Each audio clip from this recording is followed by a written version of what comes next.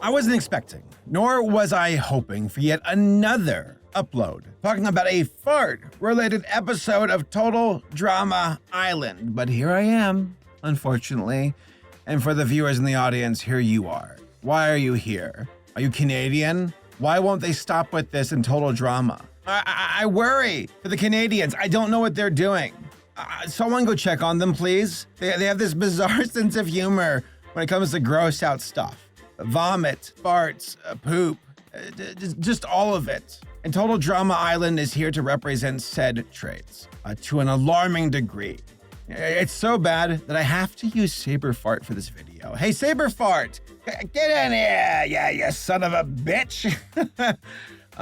Just kidding, you can leave now. Now, for those who don't remember, Total Drama is a very popular TV show that started in like the late 2000s, carried on through the 2010s, came from Teletoon, came from the distant snowy lands of Canada, and it's this animated version of a reality TV show like Survivor. And I say it's popular. Yeah, it's popular. Not like SpongeBob popular, but popular in its own right. Very much so a very dedicated following who love and support this show. I'm actually working currently on a What's Ruining Total Drama video. I wonder what it could possibly be. That's currently in production. I have thoughts about this series. It's not perfect, it's not terrible, but it's very much so this storm of ups and downs and not really knowing where it's going and derivative content, but we'll get there when we get there. In the meanwhile, farts. And apparently a new season of the show. I'm a little bit confused because I'm being told that it's like a reboot, but also a new season. It's technically not a new season. It's a new edition completely. It's a bit cryptic. The show creator made a tweet about it, and I'm still a little bit confused. But hey, it's a new edition to Total Drama, and you got Chris back and Chef, kind of. I got a new cast of characters, a bunch of. That's the thing about this show is I feel like it's such a my own original character, Total Drama character number 79. You know, you could have fooled me when I saw this new cast of characters for Total Drama. I'm like, is this DeviantArt? Really, I thought it was. Who can say? And I'm just gonna say what's on everyone's mind. Is this fetish smut in disguise? Like honestly, Dramarama with the fart fairy freaked me out. But now I'm like, there's a pattern here. You know, they've done this more than 3 times. They do this a lot when it comes to fart jokes in Total Drama. And this is a full-on dedicated fart episode, which makes me wonder if this episode is, of course, brought to you by the writer's thinly disguised fetish as it goes. Now, you're all probably going like, what's the point of this video, Saber? Are you just here to rip on farts?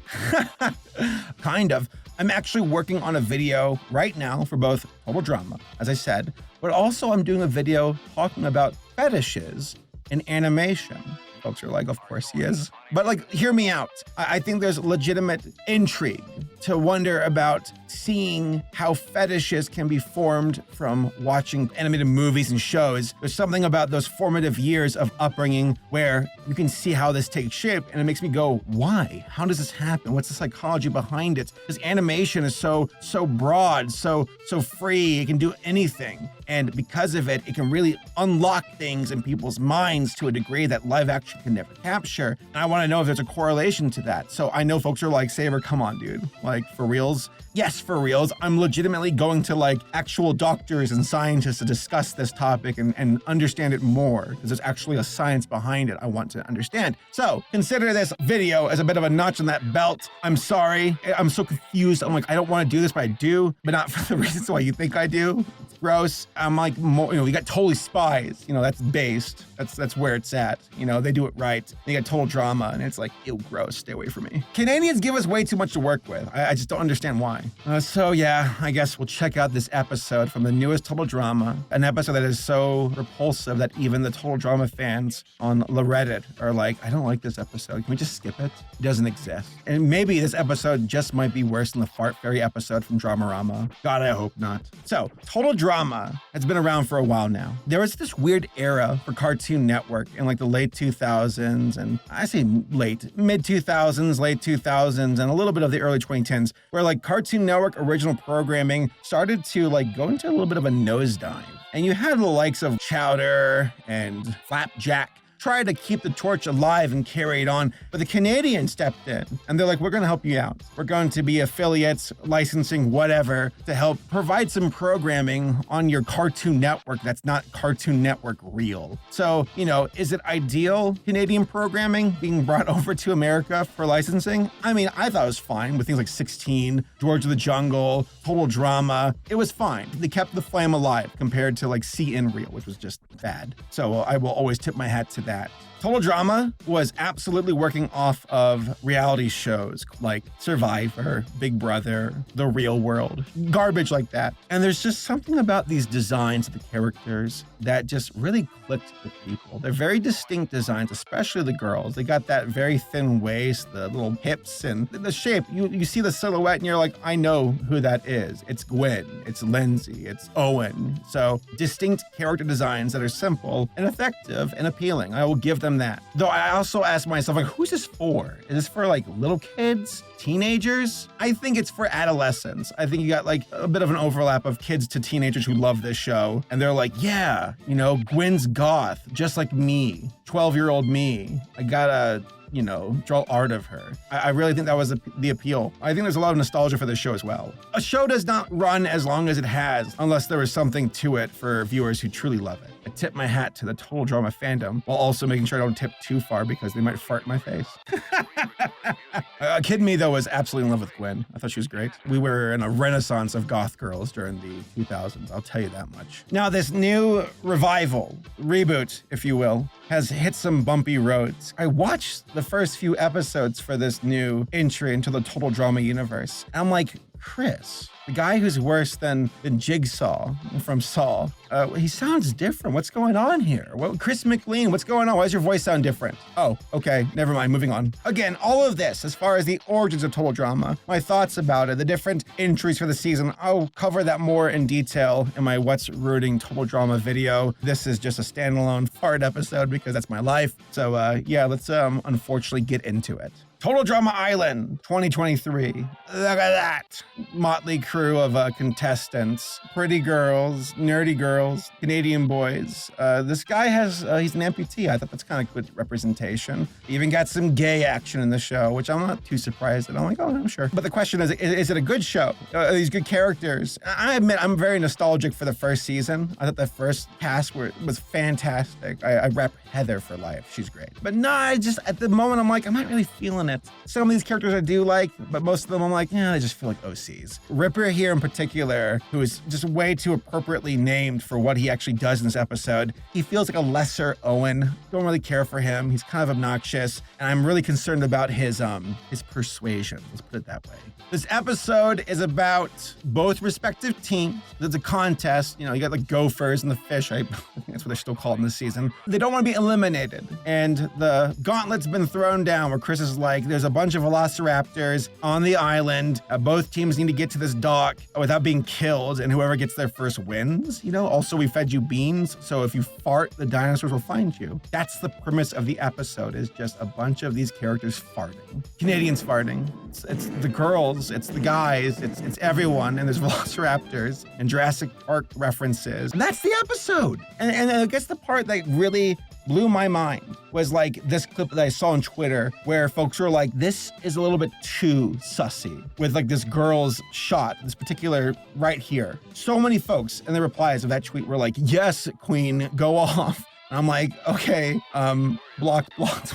I'm not here to throw shade at folks with their fetishes, to be honest, as long as it's, not abhorrent. Because like that's the thing about this stuff is like, I'm like, is this deliberate? Are the writers into this? That's the burning question. I'm like, is this on purpose? And I think the answer is, I think so. And because there's certain things where I'm like, this seems a little bit too much, too specific to be happenstance. Like all these fart fetish enthusiasts are like, yeah, that shot with the skirt that's like textbook fart fetish posing. And I'm like, oh, I want to die. Honestly, teach their own. As long as it's consensual, as long as it's not breaking, laws. More power to you. But like at the same time, seeing this in a show for kids, that's a bit alarming. To a certain degree where it's like, I don't think that's just coincidence. I think that's deliberate, and that's a bit concerning, especially when the episode is just based off of it. It's just farts. That's it. And you can only go so far with it, both with humor, where it's like, oh, he farted, she farted, lol, to like, okay, now it's like, should I call the like police? Who wrote this? Seriously. Full drama farts. There was this particular scene that really alarmed me where this girl character farts. And then Ripper here is like, yeah, I like your farts, girl. Like I'm flirting with you actively. And I'm like, okay, that's just, come on, writers. Writers, why? All right, I know it's you. It's your insert character. Wow, you got some real power there, Emma. More than just a pretty face. Ew! Are you flirting with me about my farts? Yes, I am. And at the end of the episode, it's like, well, so I watched this episode. I'm like, okay, maybe there's more to it than just like this one, tropey joke. No, that's the joke. That is just the joke. It's farts. That's it. I guess I'm just so discouraged. I'm like, total drama. What worked for it before was like fun characters, good chemistry. Some of that Canadian absurd, gross out humor can work. And total drama is not a stranger to it. Farts throw up all this gross out humor. Canadians love it. And Total Drama Island is a big like rep of said sense of humor. Not for me though. All right, I never liked it as a kid or teen, and especially as an adult. I'm just like, ugh, it's not funny. Like, only the fart reverb from YouTube is funny to me, and everything else is not. And when this episode ended, I was just sitting in my chair like, wow, that really was just a dedicated fart episode. So overall, is this episode just fetish smut in disguise? Survey says... It's hard to decipher because fart jokes are just all over animation. Because kids find farts funny. But like, there's a certain degree where it's like, that's not just funny. That wasn't the intention. There's something a bit more nefarious or questionable about it. And Total Drama definitely straddles the fence. The drama-rama with the fart fairy, that was disgusting. Like, I'm sorry, that was worse than this episode by a long shot because it's kids. Disgusting. Awful. I hate it. I feel like who greenlit this? There's multiple checks and balances that were passed, and the system failed us. And again, for the folks who are into this, okay, as long as it's consensual and law-abiding, okay. But to see it in a show like this, so in your face, both metaphorically and almost literally, it just sucks. I don't like it.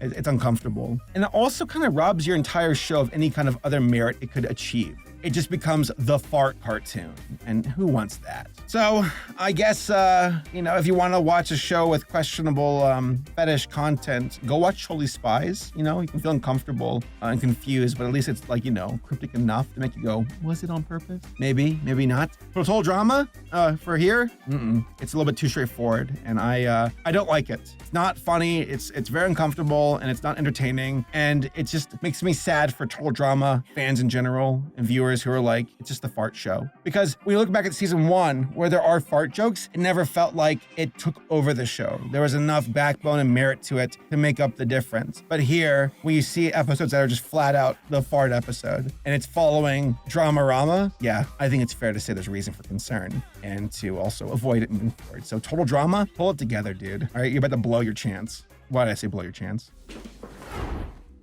I want to give a shout out to this video's sponsor, Rocket Money. I'm not sure about y'all, but everything is digital to me. I'm constantly trying to stay on top of monthly expenses and statements. But that's where Rocket Money comes to the rescue. For those who don't know, Rocket Money is an all-in-one finance platform that helps you save more and spend less. The personal finance manager allows you to manage subscriptions, lower bills, monitor your credit score, and build your savings all in one place. With it, I was able to lower my bills and set monthly budgets that monitor my spending and keep me on my toes. I even get notifications when I go over, which is very helpful. But the feature that I love the most is canceling unwanted subscriptions. A few months ago, I had a subscription that was charging me for like 4 months, and I had no idea. But Rocket was able to identify the charge and cancel it with just a tap.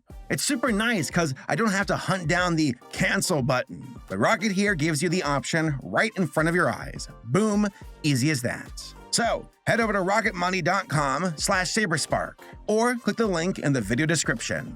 You can also scan the QR code on the screen. Go check them out today.